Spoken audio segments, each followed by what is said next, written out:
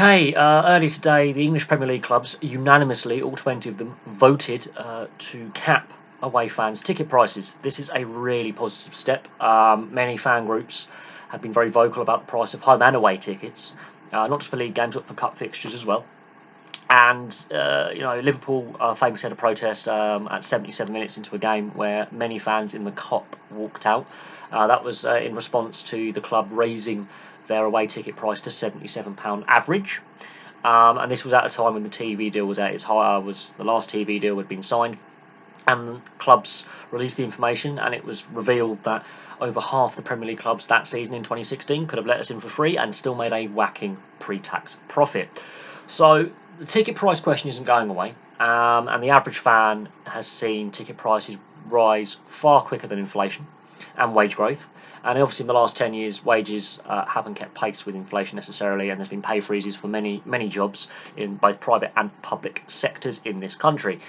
Comparing British and English Premier League prices to the Bundesliga, for example, it is actually cheaper to fly to Germany, buy your ticket, watch a game, stay in a hotel, and then fly back again the next day than sometimes going to a Premier League game in England. And this has been proven. Dortmund, I think, averages about £14 if you look at the exchange rate, whereas Liverpool's away ticket prices at one point were, yes, £77, and that caused you can see this disparity. Fan groups were very angry and were very vocal, not just at club protests, but also on social media. And I think the Premier League clubs have noticed this now. They cannot continue to raise ticket prices at the rate they are. Some clubs have been very positive on social media by restricting away fan ticket prices to around £20 to £25, which is a step in the right direction. There'll be those that say that is acceptable pricing for a ticket. One of the bigger issues, though, is this money in football is not getting down to the lower levels, which creates an imbalance. And there's a lot of clubs in the lower levels of English and Scottish football that are basically broke. They're making a loss. And I've noticed, especially with the televised FA Cup games that I've been able to watch so far this season, a lot of empty seats. And last season as well, there was a lot of empty seats at games. I'm highlighting games like Millwall-Everton, half-empty stadium.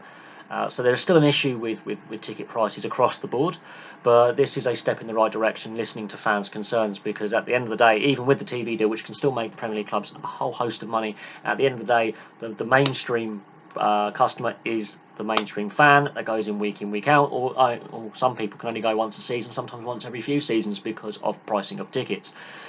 So there are other things that clubs need to look at, such as transport for away fans. And the cost of food and drink at grounds as well. There's I've seen on social media fans complaining of the price of a hot cup of tea and a burger at games. I could name a whole host of clubs where it is exceptionally expensive. A few of my friends are Chelsea, West Ham and Arsenal fans. They regularly commute into London from Berkshire to watch games, and they regularly come back commenting on how much it costs and how they can only go to one game a season or one game every couple of seasons, because the sheer cost is just, if they're working on a 4-week month or a 3-week month or a 5-week month, depending on how their pay is, it can be really difficult with, obviously outgoings and bills. So to make football sustainable in the UK, this is a step in the right direction. But the TV deals are still going to be massive. They're still going to be worth billions and billions of pounds. I think clubs have a duty to look after their domestic audience and give fans in this country a bit of a break, because it's gone on for a long time where ticket prices have risen faster than inflation, and at the same time players' wages have also grown rapidly as well. So there are calls to cap salaries, and there are calls to put in a salary cap or a wage cap or a transfer cap. I think it's too late for that when it comes to European football, but a ticket price cap is a step in the right direction in keeping some of the costs for fans at least down. The next step is looking at travel and food and drink at games as well, because that is also exceptionally expensive. And then also accommodation if it's a long away trip. Obviously, some fans will not be able to get back home again.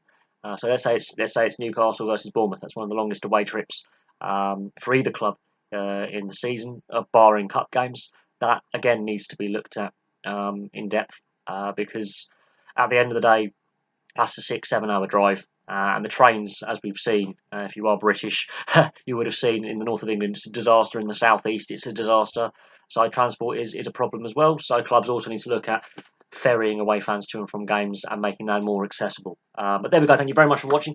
Place your thoughts below on the price of football. It is exceptionally interesting. But for now, I'll leave you there. Please like and subscribe. Place your comments below, and I will have some more videos for you soon.